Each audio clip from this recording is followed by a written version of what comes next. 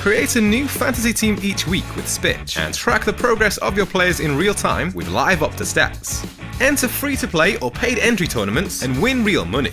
Download SPITCH today for free. Register and play via the link in the description.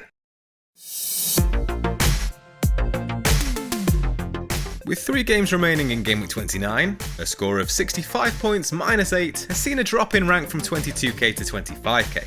Not ideal, considering the triple captainship is in play. Martin Dubravka lost his clean sheet in the 89th minute after some clever footwork and a smart finish from Kai Havertz. Chelsea were restricted to 0.91 expected goals, the 8th lowest figure during the game week so far. Alexander-Arnold and Tierney each kept clean sheets in respective 2-0 wins over Brighton and Leicester, but the decision to sell Van Dijk as a precaution after he missed training on Thursday looks to have backfired. After fashioning 4 attempted assists against Everton last game week, Doherty failed to create a single chance against Man United.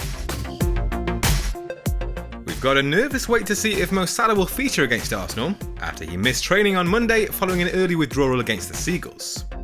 The Egyptian struggled to run off a foot injury, but was still able to convert a penalty after the incident. The knock-on effect of selling Van Dijk was that Philippe Coutinho remained in the side ahead of Dejan Kulusevski.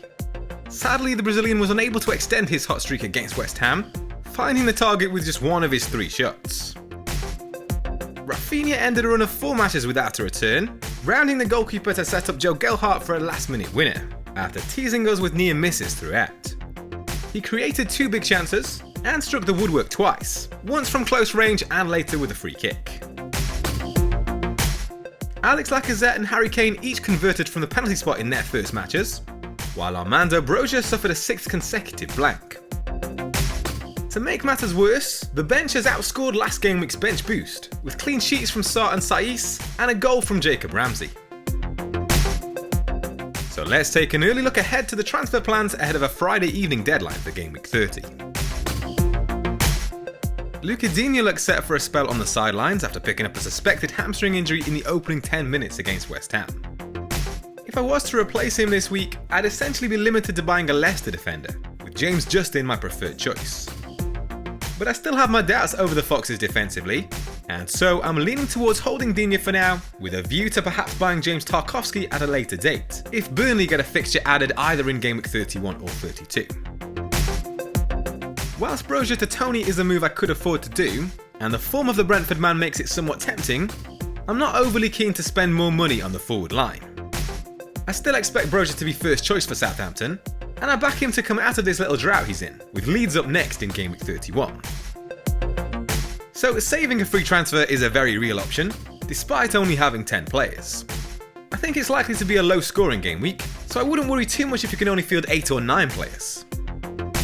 But if I am to make a move, the one I'm most strongly considering right now is Salah out, for either Heung-min Son, Dejan Kulusevski or Harvey Barnes. Jurgen Klopp gave a positive update on the Egyptian this morning, on Tuesday, confirming that he's ready to resume training and should be fit to face Arsenal. If he does feature, I'd find it hard to sell him, as I'll certainly need him back, and it's committing 2 transfers away at a time when they're most precious. But I am conscious of the fact that Egypt have 2 matches over the international break, World Cup qualifiers against Senegal, and then it's an early kick-off against Watford for Liverpool 4 days later. So I can see the appeal of selling Salah now to then try and gauge the likelihood of him starting against the Hornets, waiting until the last minute for early team news.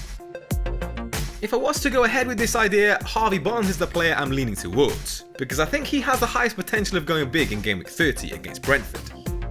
I also like the fact I could sell Salah to Barnes initially, and then perhaps get Salah back in for Coutinho in Game Week 31 or 32, so there'd at least be some longer term use to the transfers, rather than just a straight swap back as it would have to be with Son. So those are my current thoughts on transfer plans. At the moment I am leaning towards rolling the transfer, and here's how the team is set to line up. Jose Sarr is back in between the sticks after keeping consecutive clean sheets against Watford and Everton. Leeds have scored just 2 goals in 3 matches under Jesse Marsch, but have racked up a 5.12 expected goals figure. Only 5 teams have fared better for XG per game in the last 2 game weeks. There's a 4-man defence, but as mentioned, Digne is almost certain to miss out. only Matty Cash has earned more points amongst defenders in the last 3 game weeks than Matt Doherty, who's amassed a goal and 3 assists in that time. The Spurs wingback ranks 3rd for expected goals and trails only Alexander-Arnold for expected assists meanwhile. Arsenal have kept 3 clean sheets in their last 6 matches, with only Crystal Palace, Chelsea and Liverpool allowing fewer goals than their 4. Digne is without an attacking return in that time, from 3 shots and 7 attempted assists.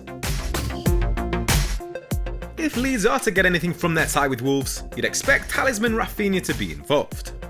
Despite earning just 1 return in the last 3 game weeks, he's amassed a league-high 3.9 expected goal involvement figure.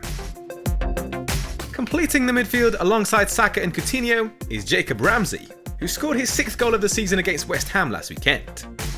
The 20-year-old has played a direct hand in 5 goals since game week 22, when Coutinho made his debut. His tally of 3 big chances is on par with the Brazilian, and only Watkins has had more in that time amongst teammates. It's a deadly duo of Harry Kane and Alex Lacazette up front. The Arsenal forward has 3 goals and 8 assists in his last 11 appearances, averaging 5.4 points per game.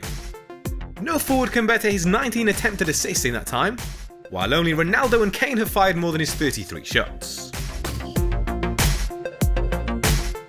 In the absence of other big hitters in Blank Gameweek 30, captaincy looks set to fall to Harry Kane ahead of a London derby. With 11 goals in 17 previous meetings with West Ham, only against Everton and Leicester does Kane have more Premier League goals.